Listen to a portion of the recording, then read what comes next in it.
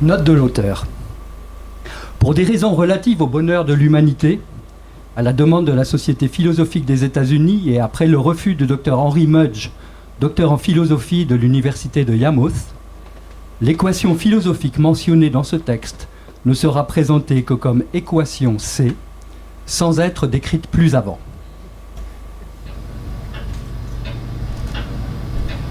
La pièce n'était ni laide ni minable. Elle était simplement en désordre. Il y avait des vides dans les rayons de livres, et ceux qui en étaient tombés jonchaient le sol et la table, et leurs pages étaient défraîchies.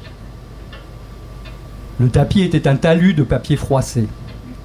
Le hibou empaillé sur la cheminée était de travers, parce que les livres alignés étaient tombés sur le côté et l'avaient renversé.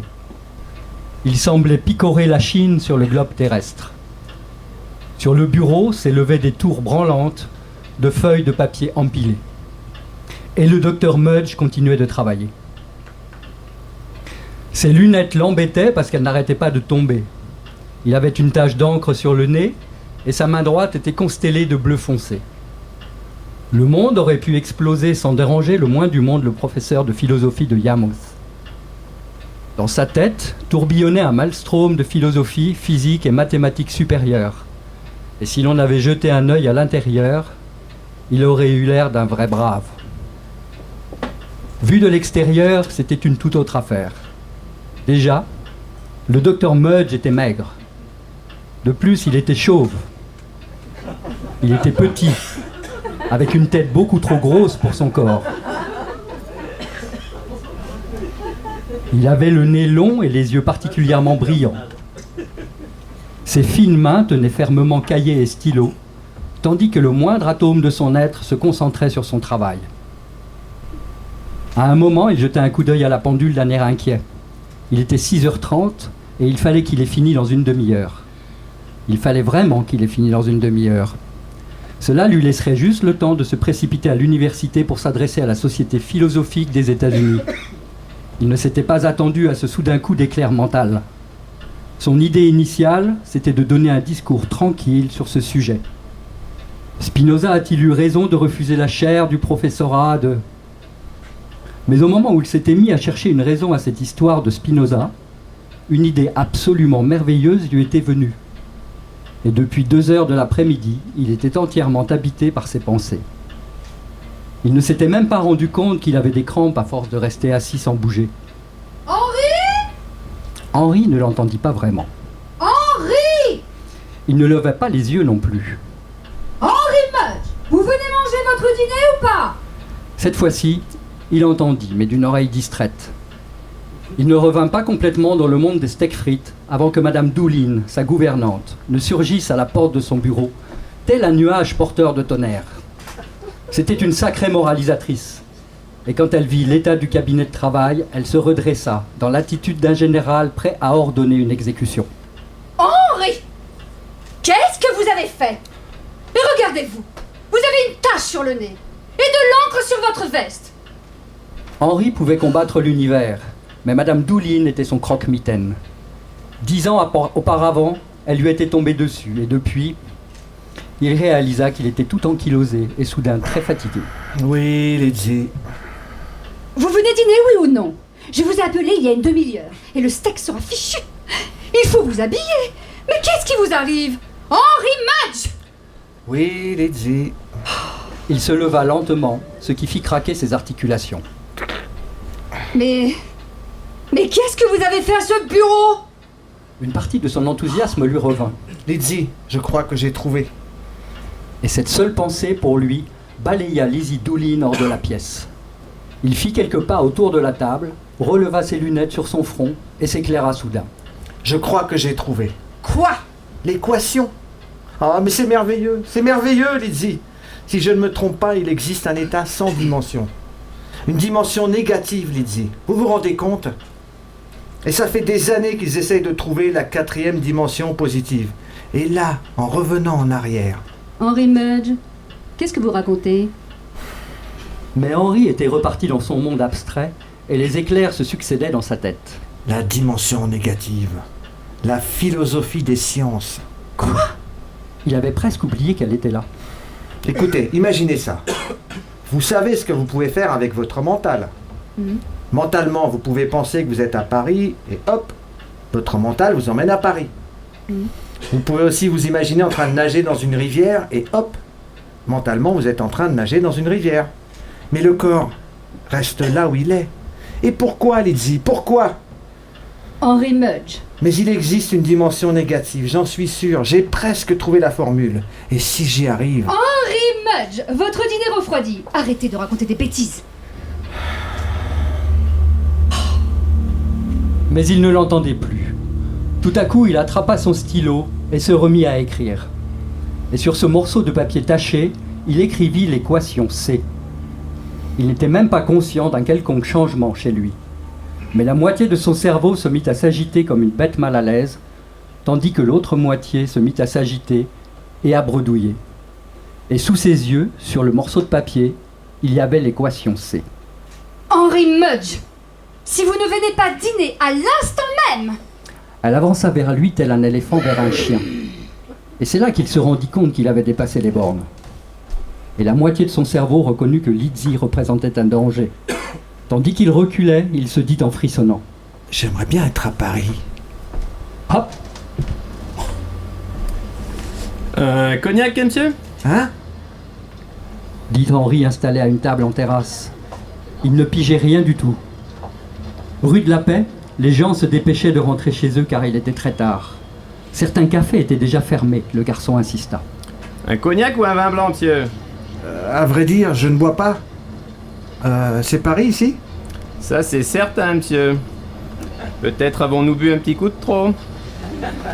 Mudge était effrayé de se trouver dans une telle situation. Non, non, je ne bois pas. Le garçon commença à compter les soucoupes qui se trouvaient sur la table. Eh ben, pour quelqu'un qui ne boit pas, monsieur s'est bien débrouillé. 40 francs, monsieur. Se sentant coupable, Henri fouilla dans sa poche. Mais il portait sa veste tachée d'encre et pas son manteau. Et à ses pieds, il y avait toujours ses charentaises. Ses lunettes retombèrent devant ses yeux. Il farfouilla dans ses poches et ses mains lui confirmèrent qu'il n'avait pas un sou. S'il vous plaît, je n'ai pas d'argent sur moi. Est-ce que vous me permettriez... Je vois, mais vous allez payer quand même. Gendarme! Gendarme! Oh! Frissonna Henri, s'imaginant tranquillement en sécurité dans son bureau. Hop! Quoi, mais... Vous êtes allé où? Ah, ça doit être mes yeux. J'en suis sûre, c'est mes yeux. C'est mes yeux, donc mes évanouissements, c'est ça, c'est un signe, oui, maintenant j'en suis sûre. Elle regarda la pendule. Regardez, vous n'avez pas encore dîné.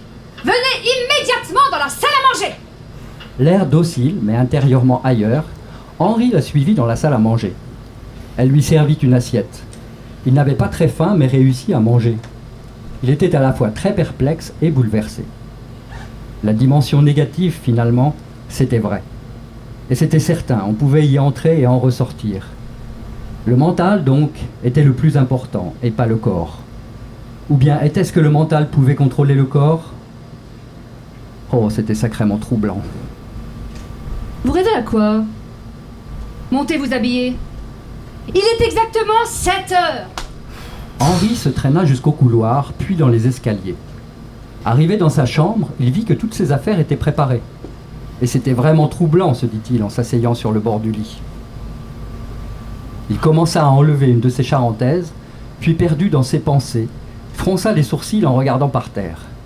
20 minutes plus tard, Lizzie frappa à sa porte. Henri! Henri, vous êtes en retard! Se sentant coupable, il sursauta. Il n'avait même pas enlevé complètement la charentaise. Et si Lizzie le trouvait là, elle ouvrait déjà la porte. Je devrais y être en ce moment même. Il pensa cela en imaginant la salle de conférence. Hop! Eh bien, Il fut stupéfait de les voir arriver en file. Il était debout sur l'estrade, nerveux, soudain conscient du fait qu'il était en charentaise, sa veste d'intérieur tachée d'encre et son nez aussi, ainsi que ses mains presque noircies. Anxieux, il essaya de s'esquiver. Le doyen était là. Docteur Mudge, je vous ai pas vu arriver? Le doyen le regarda de la tête aux pieds et fronça les sourcils. Mais je ne pense pas que ce soit une tenue pour... Henri eut la vision des vêtements qui avaient été préparés sur son lit et commença à crachoter des excuses. Eh bien... Hop! Non mais, que se passe-t-il, Henri? Juste ciel, mais où êtes-vous? Mais ici, Lizzie. Il était assis au bord du lit. Elle entra à grand bruit dans la pièce. Comment? Mais vous n'êtes pas encore habillé? Henri Mudge, je ne sais pas ce qui vous arrive. Vous êtes en train de faire attendre tout le monde à l'université, enfin! Oh... Mais c'était trop tard. Hop! Mon cher ami, mais qu'est-ce qui vous arrive? Mais je vous disais que je vous trouve pas vraiment correct. Je vous en prie, Mais Henri n'alla pas plus loin. Hop! Ah oui, non mais je sais. Ce sont mes yeux. C'est... Arrêtez, ne dites rien. Je vous en prie, ne dites rien. Par pitié, s'il vous plaît, ne dites rien. Tout à coup, elle commença à s'inquiéter. Dites-moi, vous êtes tout pâle, Henri. Vous ne vous sentez pas bien? Non, je veux dire oui. Ça va, mais ne me faites pas de suggestions, Mais comment pouvait-il l'exprimer? Il commençait à mourir de peur à l'idée des possibilités qui se présentaient à lui. Il lui suffisait de visualiser n'importe quoi, et la scène devenait celle dans laquelle il se retrouvait lui-même.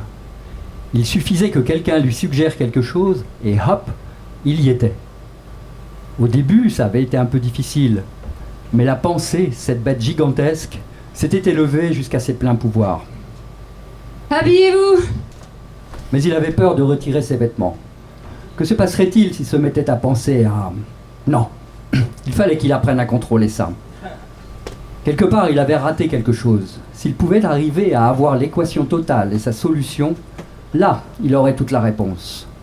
Mais la pensée était ivre de puissance et refusait de se laisser désavouer. Henri passa en trombe devant Madame Doulin et dévala l'escalier jusqu'à son bureau. Il s'assit vite et attrapa son stylo avec détermination. L'équation C était là.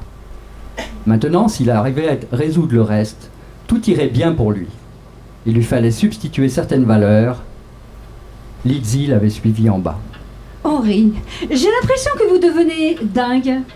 Imaginez tous ces gens qui vous attendent là-bas dans la salle de conférence. Hop! Henri émit un grognement en entendant le doyen dire « Ce soir, nous devions avoir le plaisir d'écouter le docteur Mudge au sujet de... » Quelqu'un tira la manche du doyen et dit « Il est juste à côté de vous. » Le doyen regarda et oui, Henri était là, avec sa veste en tweed, ses taches d'encre, ses charentaises, la totale. Sur son front proéminent, des gouttes de sueur commençaient à perler. Allez-y, je désapprouve votre tenue, mais c'est trop tard maintenant. Henri se leva, rouge vif et étranglé par le trac. Il jeta un œil sur l'océan de visages amusés et s'éclaircit la gorge. Lentement, la salle devint silencieuse. Messieurs, j'ai fait une découverte des plus alarmantes.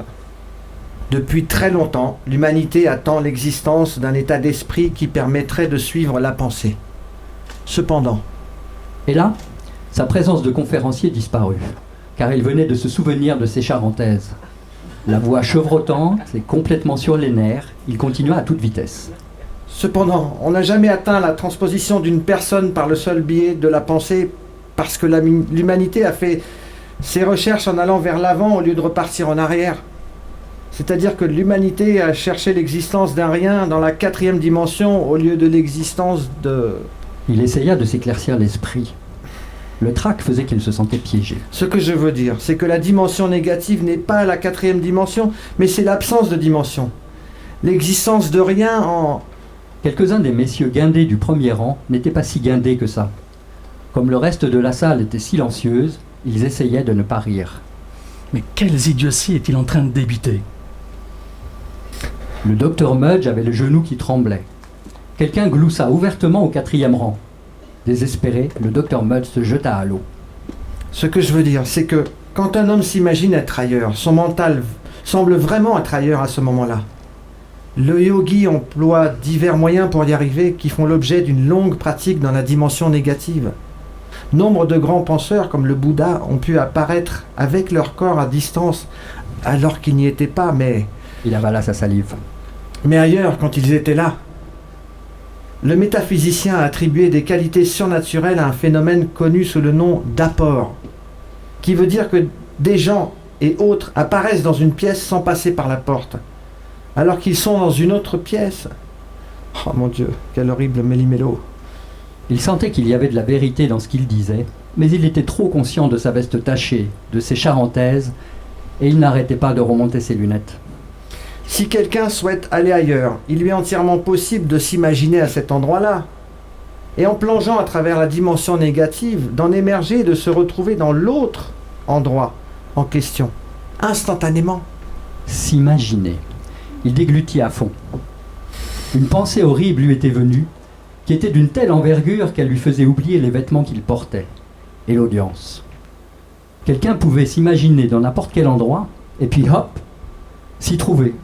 Mais comment exercer suffisamment de volonté pour s'empêcher de s'imaginer dans une situation de destruction imminente? Et s'il pensait, Mudge serra les dents très fort. Non, il ne fallait pas qu'il pense à de telles choses. Il ne fallait pas. Instinctivement, il savait qu'il existait un endroit où il ne pouvait s'imaginer être sans mourir instantanément, avant même de réaliser et de battre en retraite. À la minute, il ne connaissait pas le nom de cet endroit, ou plutôt il ne se permettait pas d'y penser. Un jeune professeur adjoint, un peu polisson, dit à un ami d'une voix rauque et suffisamment fort pour que le docteur Mudge l'entende. Il devrait s'imaginer sur Mars. Mais Mudge n'entendit même pas le rire qui fusait pour accueillir cette saillie. Hop!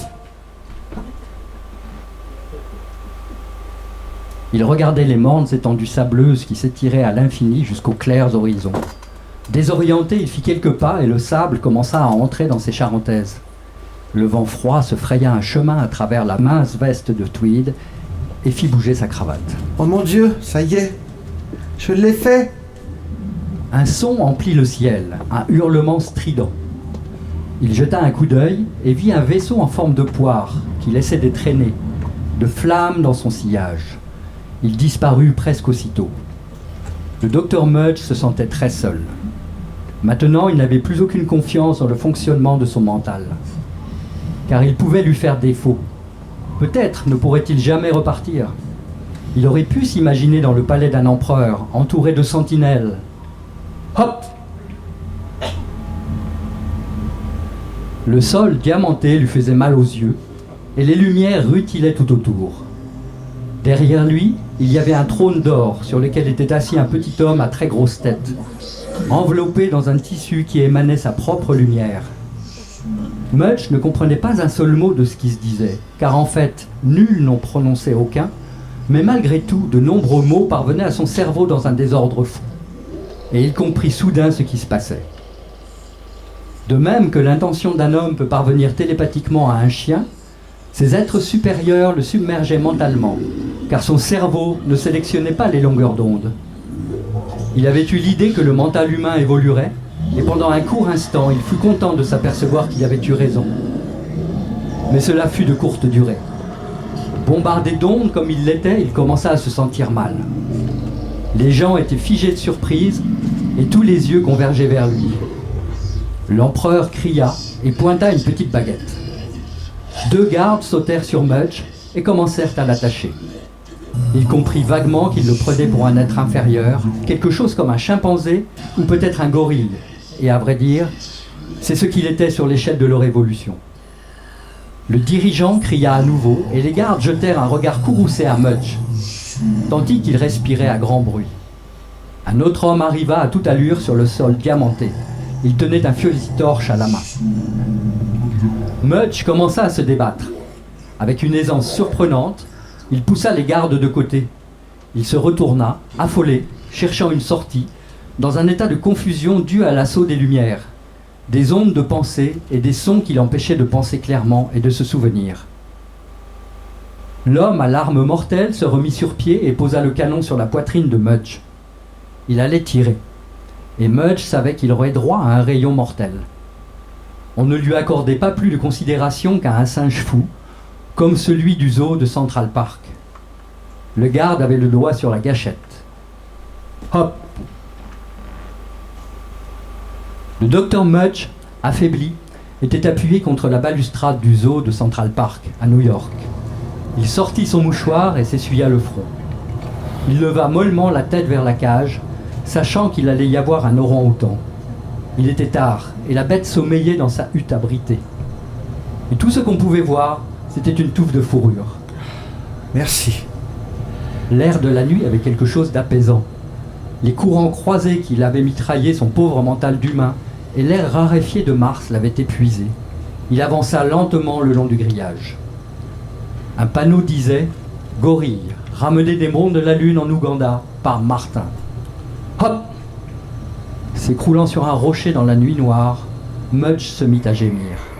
Ah, ça ne peut pas continuer comme ça. Et chaque fois que je vais commencer à manger, quelque chose va m'emmener ailleurs. Je vais mourir de faim. Et à un moment, je vais penser à un endroit très dangereux. Et avant que j'ai pu m'échapper, c'en sera fini de moi. Et justement, il y a un endroit... Non! S'écria-t-il dans la nuit africaine. La pensée ne s'était pas formulée. Il existait un endroit auquel il ne devait jamais penser. Jamais.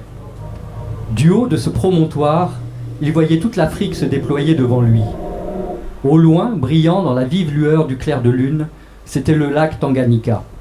Mudge était quand même un peu content de lui. Et en ce qui concernait la conférence... Hop!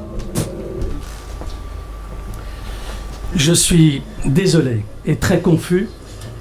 Pour quelle raison le docteur Mudge trouve-t-il intelligent de se servir de tours de prestidigitateur, de se présenter dans cette étrange tenue et de folâtrer? Je n'y peux rien.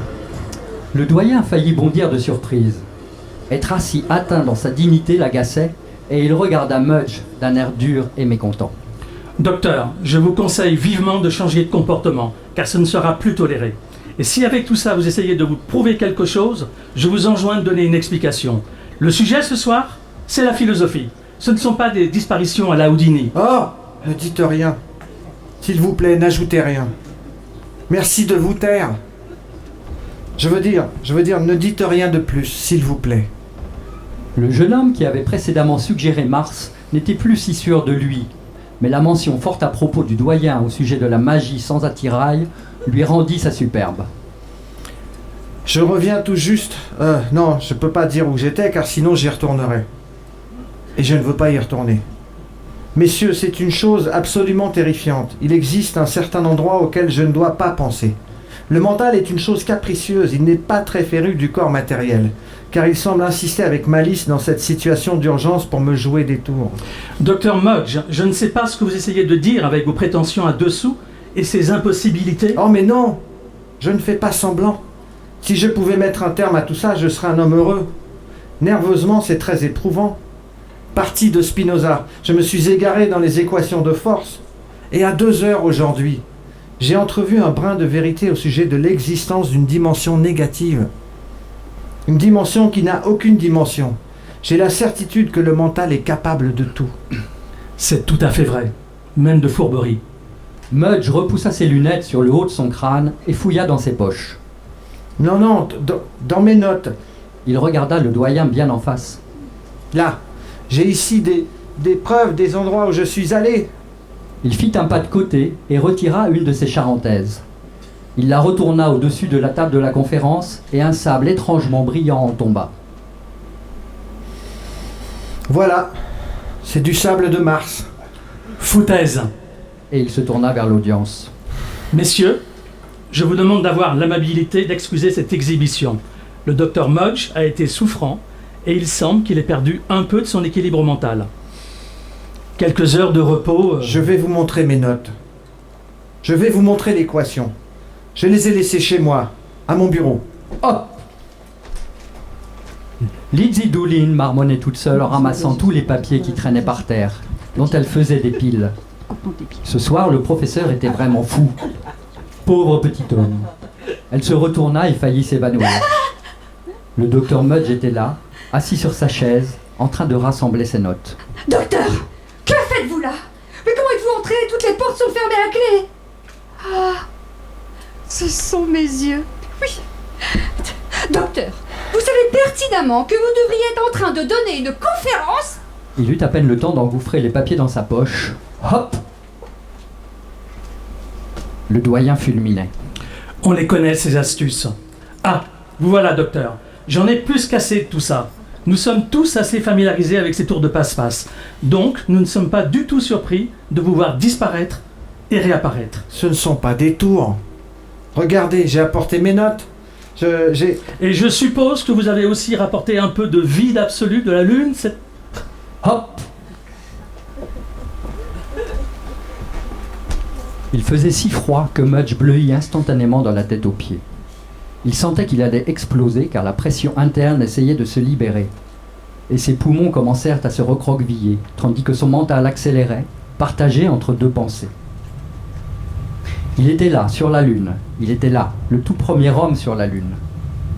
Les volcans grandioses se dressaient froidement devant lui, et la mer des rêves, qui était vide, s'étendait derrière lui. Sous ses pieds, Mudge sentait la rudesse des rocs nus et percevait que son poids avait diminué. Et tout ça, il le vit en un instant. Il savait qu'il allait mourir immédiatement et exploser comme un ballon de baudruche. Il visualisa l'endroit qu'il connaissait le mieux, son bureau. Hop! Lizzie allait passer la porte quand elle entendit la chaise grincer. Alors qu'elle se retournait, elle en oublia qu'elle était partie chercher une aspirine. Mudge était là à nouveau. Elle devint une Amazone en furie et tonna. Docteur, si vous n'arrêtez pas ça, je ne sais pas ce qui va m'arriver. Au moment où vous êtes là, puis vous disparaissez, puis vous revenez, puis vous recommencez. Mais où va le monde? Ce ne sont pas mes yeux, ce ne peut pas être mes yeux. Je vous ai cherché dans toute la pièce, je n'ai même pas trouvé votre ombre. Qu'est-ce que vous avez réveillé comme magie païenne? Oh, vous avez vendu votre âme. Arrêtez! Il s'appuya au dossier, haletant. Il l'avait échappé belle. Mais ce n'était pas aussi menaçant que cette autre chose qu'il n'osait même pas envisager. Il repoussa cette pensée et en redémarra une autre. Puis pensif, il dit « Peut-être n'y a-t-il pas... Oh, j'ai le test ici même. Puis-je m'envoyer moi-même entre la vie et la mort, puis revenir ?» Il avait prononcé le mot. Il le répéta plus distinctement. La mort. Et là non plus, rien ne se produisit. Il commença à mieux respirer. Il pouvait aller et venir dans le temps, car il n'avait pas de déconnexion avec le cours du temps. Il pouvait à volonté se précipiter, ici et là, dans tout l'univers, et même contre sa volonté, mais il le faisait dans un intervalle de temps qui restait le même partout. Il avait fait noir en Afrique, c'était presque l'aube. Il hurla. Non!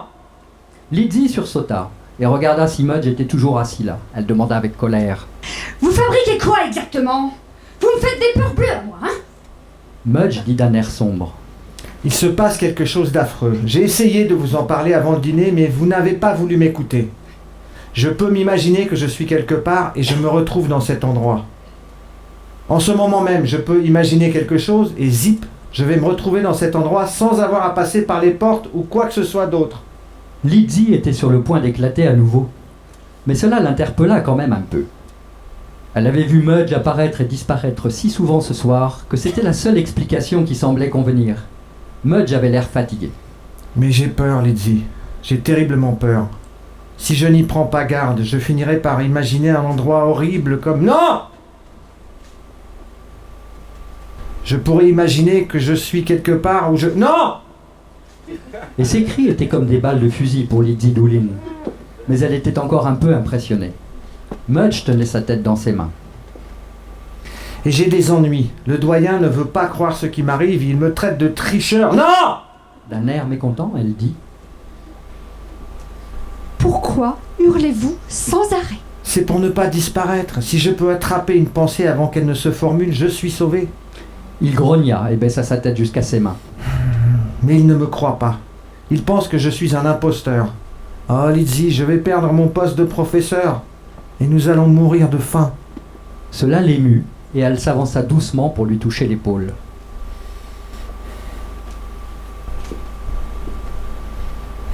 Qu'importe ce qu'ils disent de vous. Je leur casserai la figure, Henri. Je le ferai vraiment. Il leva la tête et la regarda, plein d'étonnement. Au cours des 10 dernières années, elle n'avait pas manifesté le moindre sentiment pour lui. Elle l'avait harcelé, commandé et terrifié.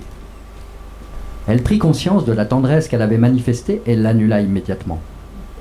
Et que je vous y reprenne pas à disparaître comme ça, hein. Alors vous allez prendre votre voiture et vous allez jusqu'à l'université comme quelqu'un de normal. Oui, Lizzie. Il se leva et se dirigea vers la porte. Elle avait à nouveau la mâchoire belliqueuse. Elle dit d'un ton cassant. Souvenez-vous de ce que je vous ai dit. En voiture maintenant. Et pas de faribole. Oui, Lizzie, ils attendent. Et là, il ne put arrêter cette pensée, et il eut donc la vision de la salle où il se retrouva immédiatement. Hop! Et quand le doyen vit que Mudge était de retour, il l'accueillit les poings sur les hanches. Le doyen agitait la tête à droite et à gauche, et sa colère était telle qu'il était sans voix. L'audience se mit à ricaner. Vous n'avez aucun sens commun. Comment osez-vous faire de telles choses pendant que je suis en train de vous parler? Je vous disais que la prochaine fois, vous allez probablement... Fermez-la! Mudge était exaspéré. Il était encore gelé de son voyage sur la Lune. Le doyen recula. Mudge était un petit gars très doux qui ne manifestait jamais qu'un respect rampant pour tout à chacun. Et les mots qu'il venait d'employer... Je suis désolé, mais ne dites rien, vous allez encore m'envoyer quelque part. Donc ne dites rien. Mudge, soyez assuré que votre spectacle de ce soir va se terminer. Ne dites rien. Vous pourriez dire quelque chose. Mudge était désespéré. L'audience se régalait et les rires fusèrent dans toute la salle. Mudge n'avait pas réalisé comment sa remarque pouvait être perçue. Le doyen avait de tout temps été arrogant, et maintenant, sa dignité étant bafouée, il devint livide. Il se dirigea rapidement vers le président de l'université et lui dit quelques mots à voix basse. Le président hocha la tête d'un air sévère. En reculant, le doyen dit « Maintenant et tout de suite, je vous demande votre démission, Mudge. Ces bouffonneries... Attendez. Regardez d'abord ça. Vous verrez peut-être... » D'un ton glacial, le doyen déclara. Je ne vais rien regarder du tout. Vous êtes une honte. Posant ses papiers sur le pupitre, Henri dit d'un ton suppliant. Regardez. Donnez-moi juste 1 minute. Je suis hors de moi, je ne pensais pas ce que j'ai dit. Mais il y a une chose à laquelle je ne dois pas penser. Une chose à laquelle il ne faut pas que je pense à penser, mais que je... Regardez ici, vous voyez? En voyant les feuilles couvertes de chiffres et de symboles gribouillés, le doyen fronça les sourcils. Mudge se mit à lui parler à voix basse, d'un ton de plus en plus passionné. Le doyen avait toujours l'air austère. Et ici, juste ici, voilà l'équation C. Lisez-la. Le doyen se dit qu'on pouvait lui faire ce plaisir puisque demain matin il quitterait l'endroit pour de bon. Il ajusta ses lunettes et regarda les rapports de Mudge. Son regard s'arrêta sur l'équation C. Le doyen eut l'air impressionné. Il se tenait droit et son esprit logique tournait à très vive allure. C'est très étrange. J'ai la tête qui... Ah Dieu, qu'est-ce que j'ai fait? Le professeur adjoint au premier rang, qui disposait de peu d'intelligence mais de beaucoup de plaisanterie, ricana. Maintenant, je suppose qu'il ira sur Mars. Hop! Hop! Mudge maîtrisait presque la situation. Maintenant, il savait qu'il manquait quelque chose à l'équation C. Quelque chose qui la rendrait complètement fonctionnelle, à tout instant et sans le moindre danger. Et il savait aussi que se tenir là sur cette plaine sableuse n'était pas très dangereux, à moins qu'on ne se mette à penser. Non! S'écria Henri dans la nuit martienne. C'était facile, il lui suffisait d'imaginer la salle de conférence. Hop! Mudge enleva ses lunettes et les essuya. Puis il se pencha pour vider le sable qui se trouvait dans ses charentaises. Face à lui, il régnait un silence de mort dans la salle, et ils regardaient tous sans y croire le petit homme sur la plateforme. Mudge remit sa charentaise. Il prit un crayon et se pencha sur ses notes, plein d'enthousiasme. Il lui fallait résoudre cette chose avant qu'il s'imagine... Non! Quelle horreur s'il se mettait à rêver de ça! En rêve, il n'aurait aucun contrôle des choses qui lui arriveraient. Le président se leva prudemment et tapota l'épaule de Mudge.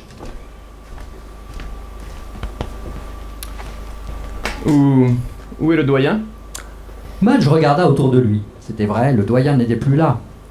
Mudge mâchonna le bout de son crayon tant il était stupéfait de ce qu'il envisageait.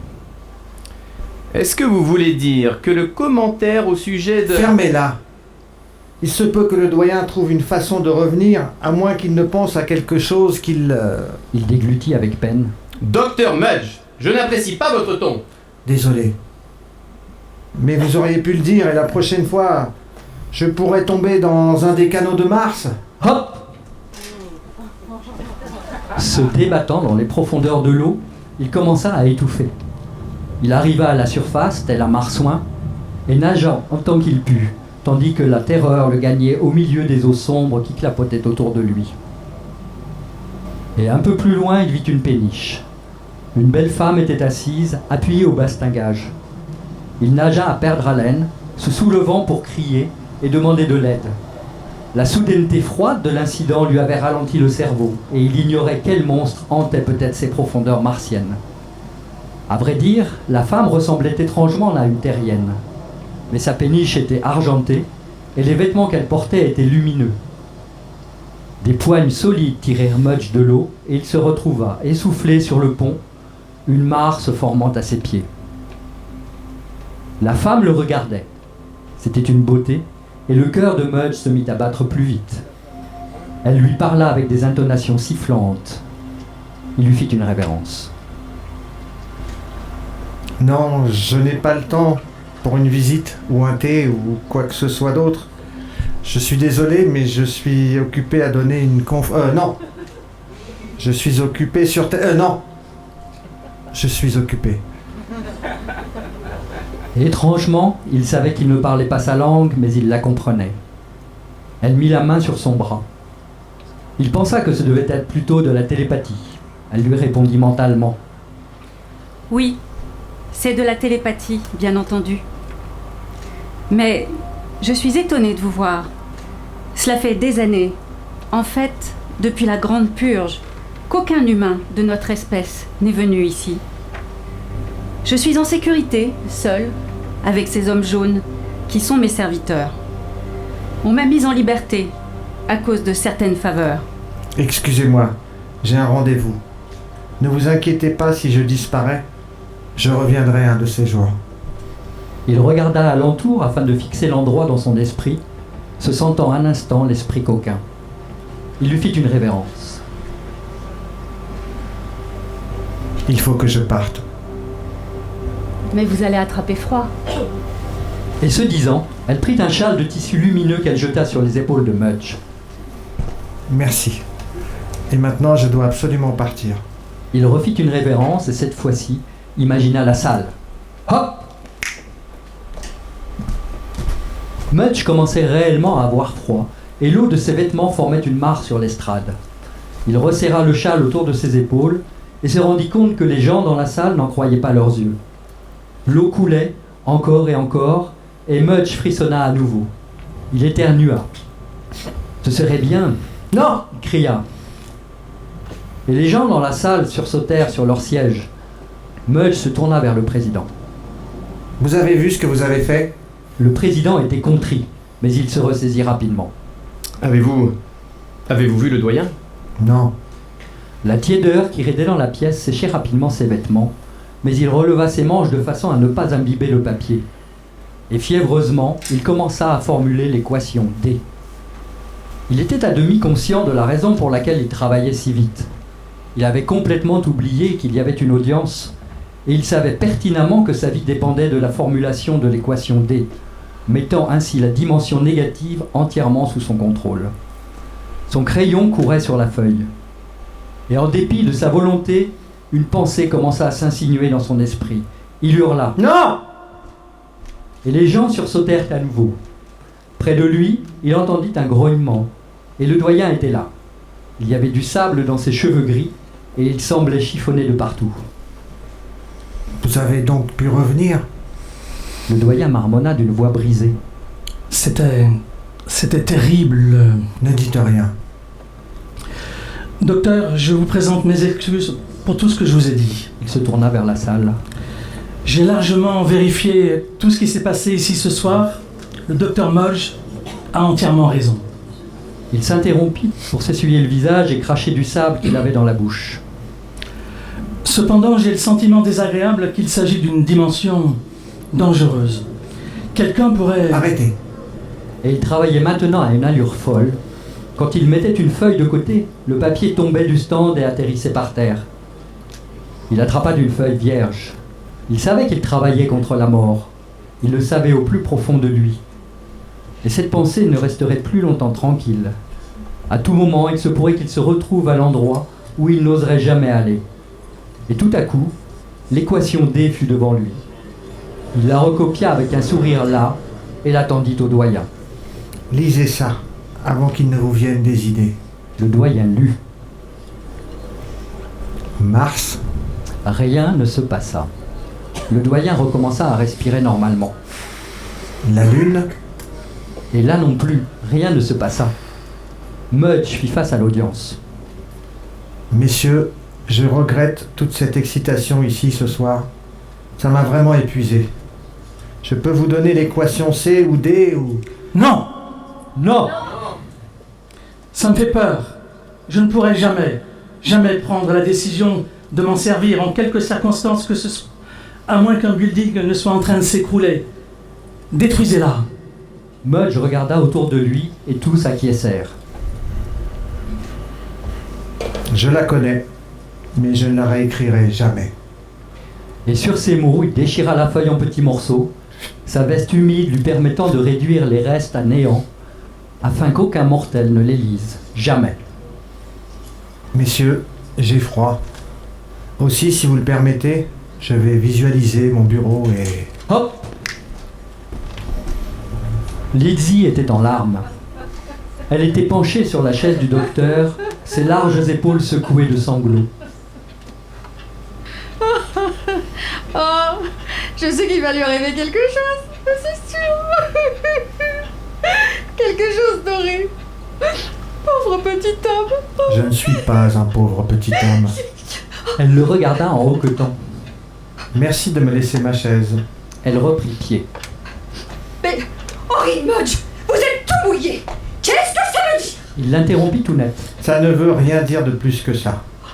Je suis tombé dans un canal martien, Lizzie. Maintenant, dépêchez-vous de m'apporter des vêtements secs et un coup à boire. Elle hésitait. D'un ton cassant, elle dit pour le tester. Vous savez bien que vous ne buvez pas. Je ne bois pas parce que je sais que vous n'aimez pas ça. Apportez-moi un peu de ce whisky médicinal, Lizzie. Et demain, je veillerai à me procurer du bon scotch. Ne me parlez pas sur ce ton. Je vous préviens qu'à partir de maintenant, vous feriez mieux d'être très aimable. Henry, Ça suffit! Je ne l'accepterai pas. Je refuse d'être harcelé dans ma propre demeure, c'est clair? Et si vous n'êtes pas très aimable, il est possible que je disparaisse comme ça. non, pas ça. Oh, ne faites pas ça, Henry, s'il vous plaît. Ne disparaissez pas. Je ferai tout ce que vous voudrez. Je ferai tout ce que vous voudrez. Mais ne disparaissez pas. Non, s'il vous plaît. Henri la regardait d'un air rayonnant. Voilà qui est mieux. Maintenant, allez me chercher des vêtements et de quoi boire et dépêchez-vous. Oui. Mais malgré tout, elle n'était pas fâchée de tout ça. À vrai dire, elle se sentait très bien.